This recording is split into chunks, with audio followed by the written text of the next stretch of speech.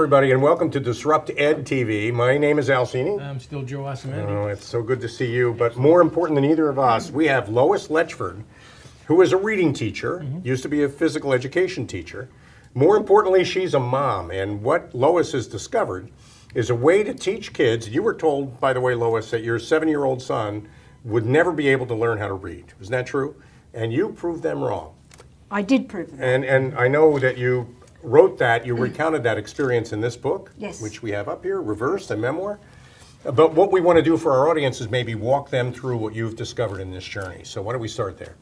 That sounds like a really good idea, because my son lived on 3 continents to go from the bottom to the top.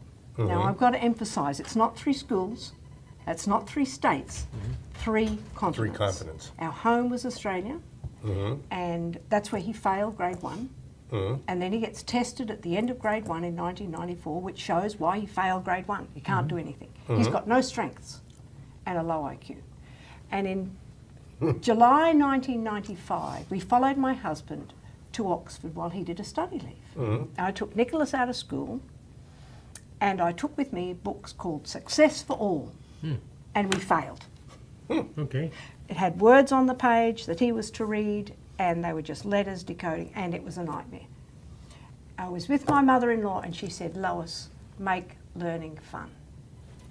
Really? So that's what I did. Uh-huh. So what do? I thought, he can rhyme words. So I started to write little poems for him.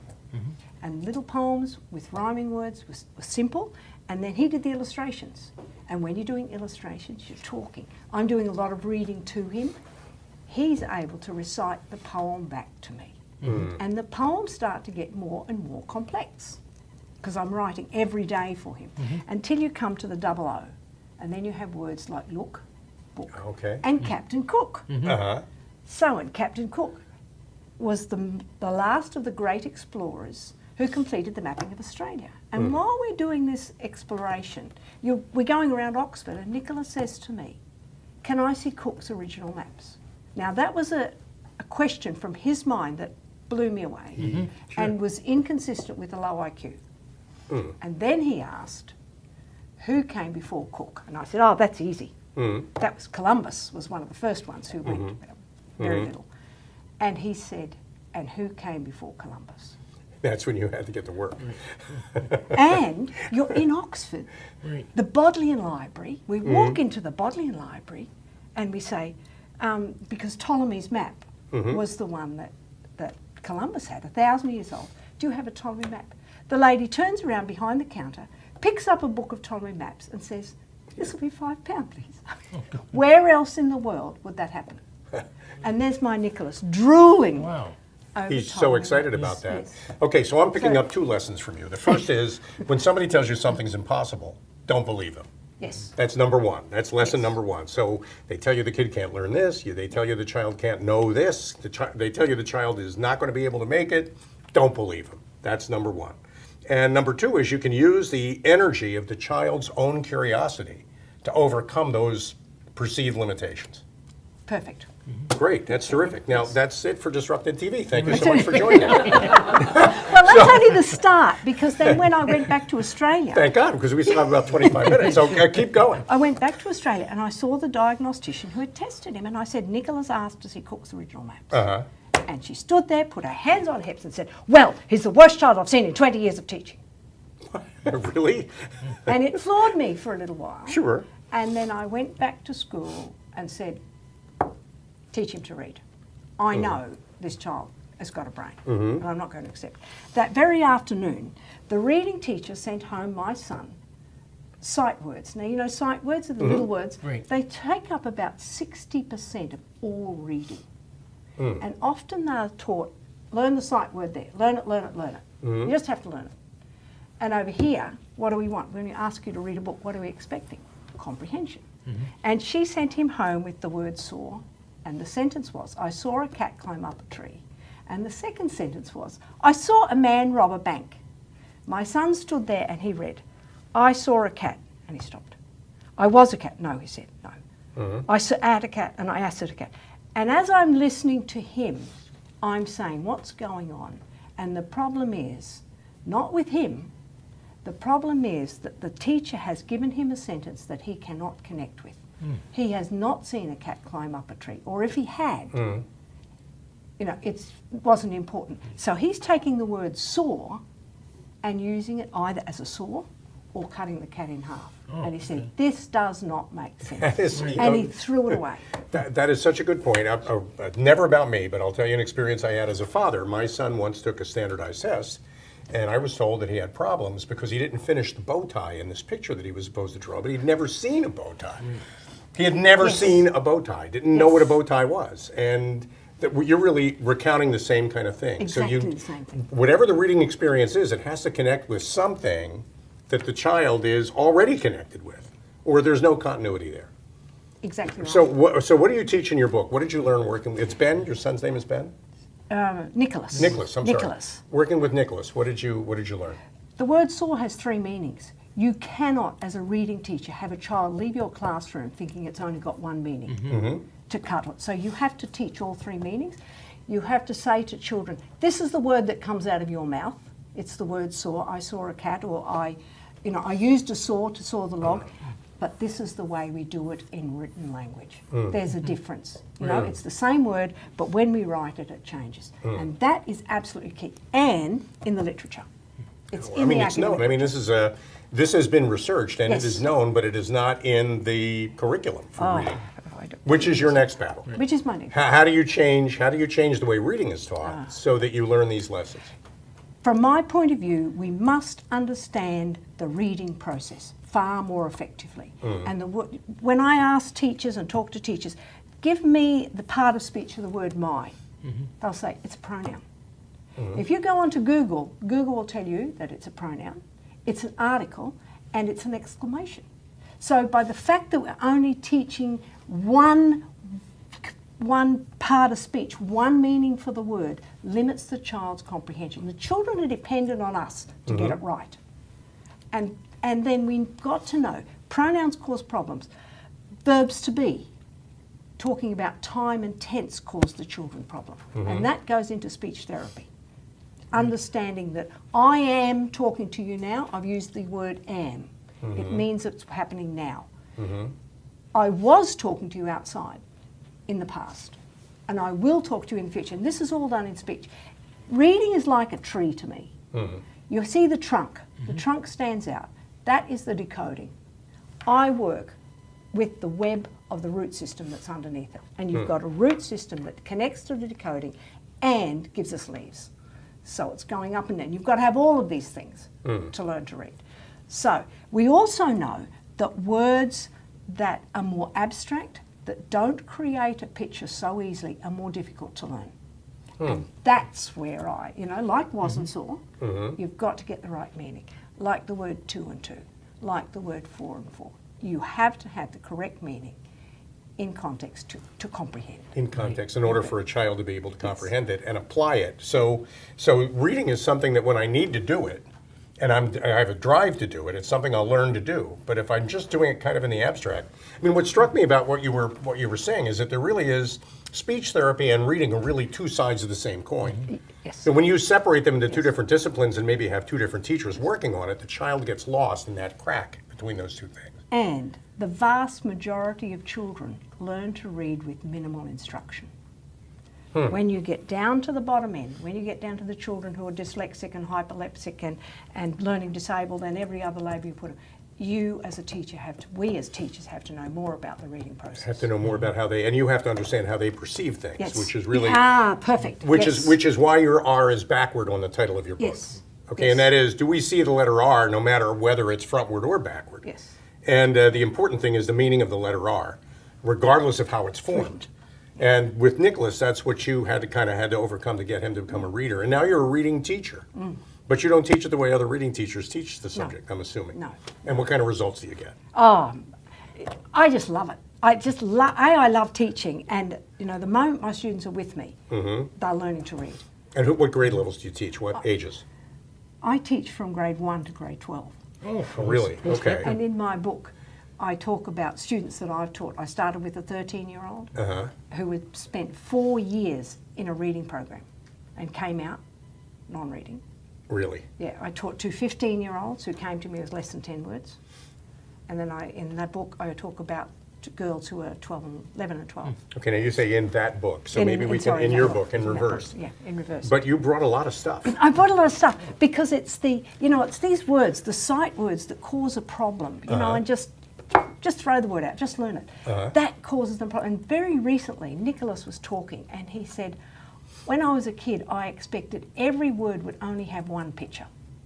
And that was a problem. It's a problem for reading if you expect every word to have one picture. And That's then words interesting. like... You wouldn't know that unless he told you. Exactly. And he only told you because he experienced it and reported that to you. Yes. That is very insightful. And words that don't create a picture, easily create a picture, cause more problems. So when you read a sentence, I could go to the shops, you read I, you get a could comes a blank, go to, go's a problem, to might be a problem, and shop, yeah, well, I know what that is.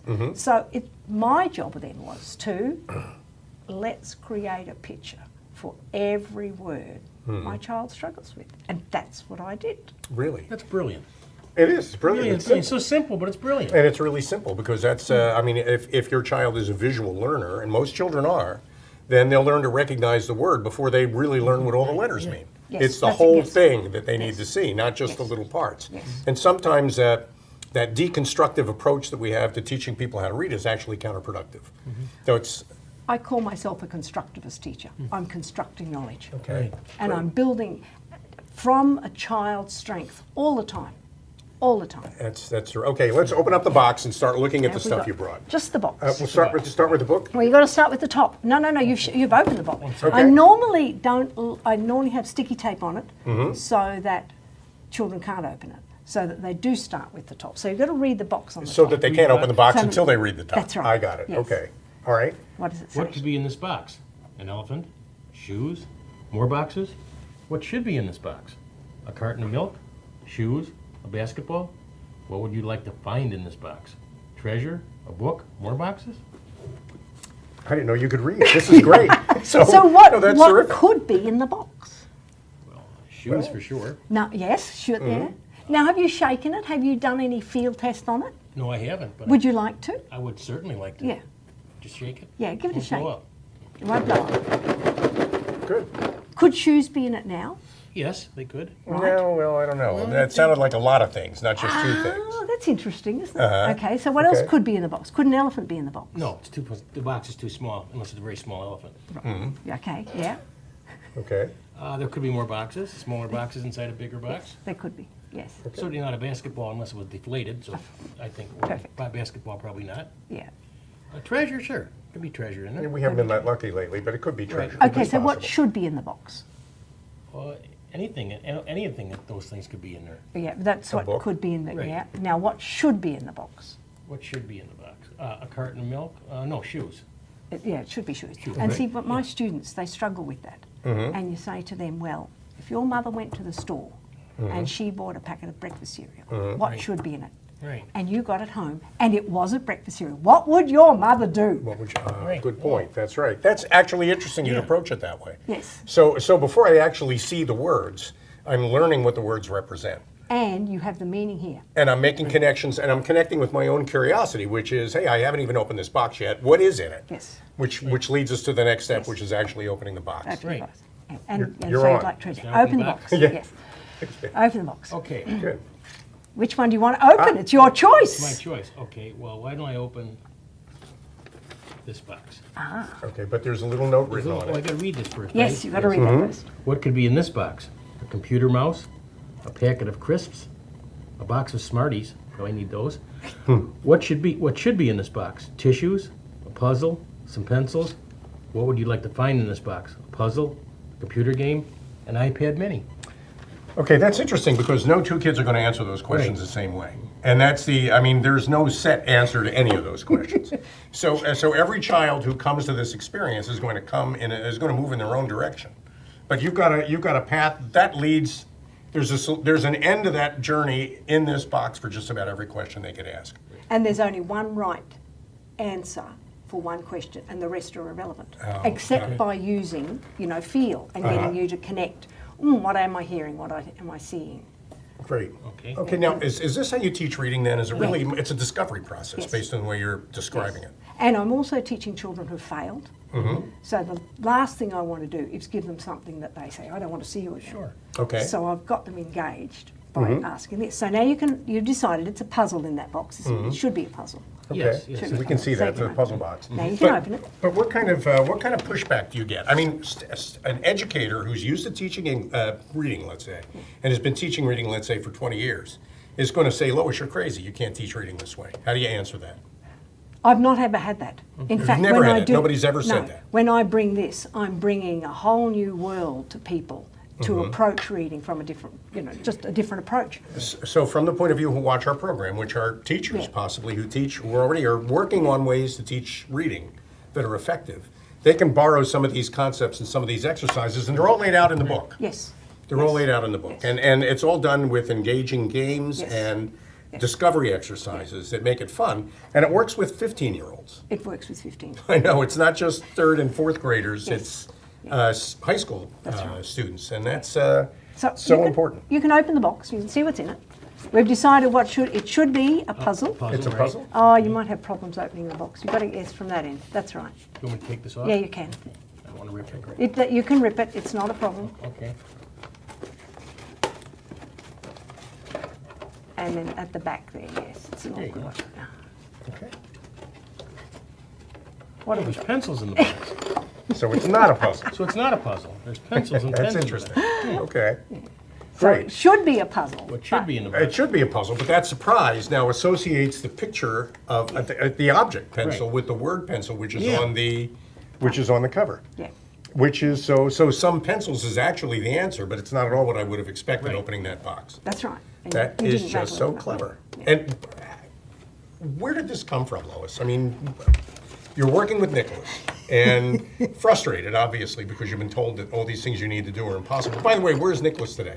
Nicholas is getting his PhD from Oxford next Okay. month. Next All right. month, 12th of May. Getting his PhD from Oxford next Getting month. his And PhD. he can't read, which must make it very difficult to get a PhD at Oxford. So despite all the advice that you got, Nicholas, based on exercises that you designed for him, is now getting a PhD at Oxford. I guess we've said that often enough, but I think that's a pretty good outcome. And I think that proves that the method works. Yes. So are schools adopting it? Do you find that they're kind of buying into this? No, it varies. It really varies. Really? Yes, because it's too easy to say the child can't do it. Right. Okay. And I can't go there. Listen, 'cause you've got a causes- room full of kids who were told when they were little that they couldn't do it, and Yeah. we all managed to do something. Yes. And that's why I think this is such a powerful story. It's not Yes. just about the perfect learner who gets from A to B with total facility and complete ease. It's about everybody else. That's right. Which is the rule, not the exception. Yeah. People who have difficulty grasping some of these things, and how we can make it possible for them to do that. Yeah. And I first of all, this is a lot. It's just fun watching Joe open his box, and so I feel like I've learned how to read, and it's a. Well, that's you've a got to really read great it. You've thing. got to open the one in the yes, Okay. open that one. See what happens when you this open one? that one. Okay, This is. Oh dear, where's the cover for that? Is there a cover for that? Oh, did I forget it? I didn't print it out.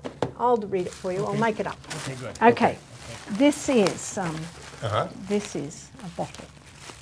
Can you see it's a bottle? Mm-hmm. And it says what should be in this bottle. And Okay. it says The cover says what should be in this what bottle. should be in this bottle. Okay, so we take the bottle out. You take the bottle out. Okay. And it says a bottle of juice. Uh-huh. Oh, no, yeah, what should be in this bottle? Bottle of juice, elephant pea, Big elephant. big elephant, and pineapple juice. Pineapple juice. Okay. Okay, and then it says, beware, there is a letter under this note that you should read before you make a decision. Before you make a choice. Okay, and And that's there's the letter. And Okay. there's the letter. Okay. So, Joe, I've opened it for you, but I will let you read it. Oh, okay. And it's a letter addressed to me.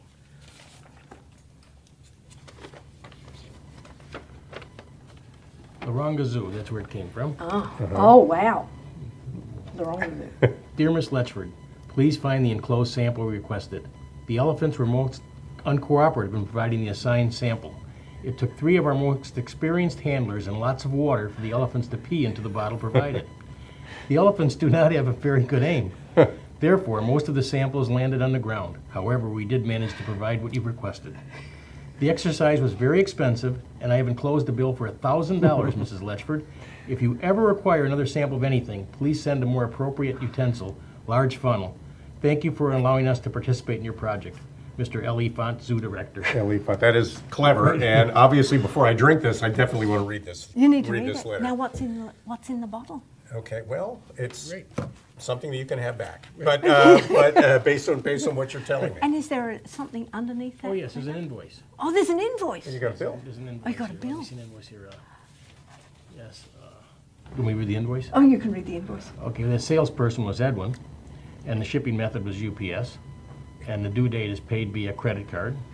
It was quantity of the item number 00583, description elephant pee. It's There's no discount cool on that they have elephant an, pee. No, cool that they have an that is item good. number. That's Right, great. exactly. Quantity We one. have quantity one. Line Uh-huh. totals $1,000. Shipping and handling hazardous material, which is a $500 charge. Your subtotal is $1,500. Your sales tax is $8,250. So it says They total really went the full. $1,582.50. They really went the full bore on this. So okay. So I'm a reading teacher. I've been teaching reading for 20 years. I know how to teach reading. This is different. What makes me want to stop teaching the reading the way I'm teaching it and change to this approach? Because it works. The first is it's engaging. You've got kids sitting there saying, well, what is that? And it's the power of language. You know, and I know, that really is a bottle of. Apple juice, Yes. I'm assuming, But right? you've got one letter from a zoo Right. that makes your mind, even for 5 minutes, think that possibly could be elephant. Absolutely. And I'm no more alert now. I mean, I'm so alert now just thinking that might be possible. There isn't anything that's going to get by me.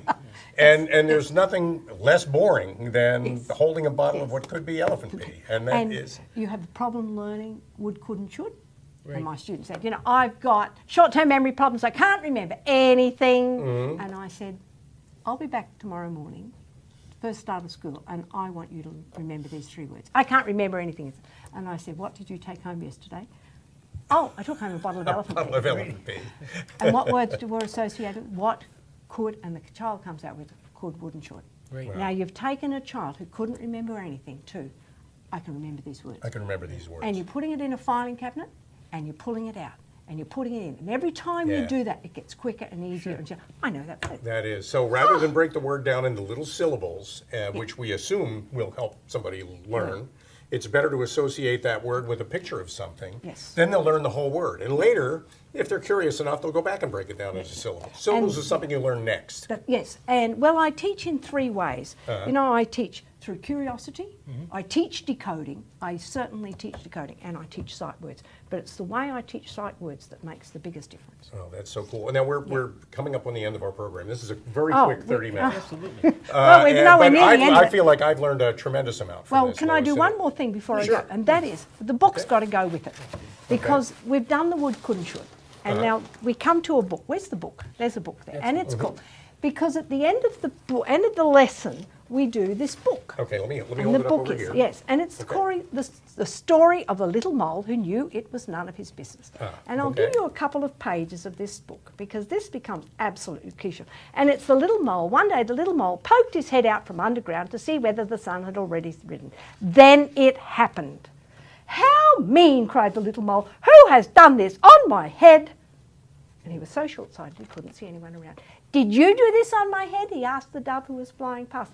Me? No. How could I? I do it like this, she answered. And so on and so on and so on is what I do with the book. I read it and then I come back to my students and we go back to this title and I say, what's the it in the story? And my students will go, it? It's nothing. That's the difference. I've taken, now I've got would, could, and should, Right. connecting with the bottle. Now I've moved to the word it. It. It we think is decodable. Short vowel I, consonant T. It in the Oxford English Dictionary takes 15,000 words to explain. To explain what that word means, and you've just shown it by example in a way that a child could immediately use. And you've got to go back. Skilled readers do it. Skilled readers get it. The unskilled readers have to be taught. It is meaningful and it changes its meaning with every place that it's in. That So is- the story of the little mole who knew what the little mole was none of its business, does Mm-hmm. that make sense? No, that doesn't make sense. So what would the it be? And I go through the book again, Mm-hmm. and we take every pronoun and we resolve every pronoun, put each pronoun in, and now you've got comprehend. You've got what they That's call what you got. deep comprehension. Well, you do, and you understand what those words do, not just what they, just not what they mean. And so the things I could do with language are really what we learn from this. Lois Letchford, what a wonderful guest you've been. And you've got a minute. Real quick, tell everybody how to reach you if they want to learn more. Maybe talk about how they can get your book. Reach me on loisletchford.com. My book is available on Amazon. On Amazon.com at the moment. It's available in Kindle, paperback, and hardback. Lois Letchford, thank you so much for joining us today on DisruptED TV. It was terrific. Yeah, thank you so much. You're fascinating. Oh, it's just a great guest. And thank all of you for joining us for this great episode of DisruptED TV. I think that 2 or 3 of the ideas that Lois shared with us today could be something that can make a difference, especially if you're trying to teach reading and especially maybe connecting with children who might be struggling with that. My name is Al Cini. I'm still Joe Usselman. And Lois Letchford, what a great guest. And we hope you'll join us again for a future episode of DisruptED TV. Thanks to all of you. Thank you. Thank you.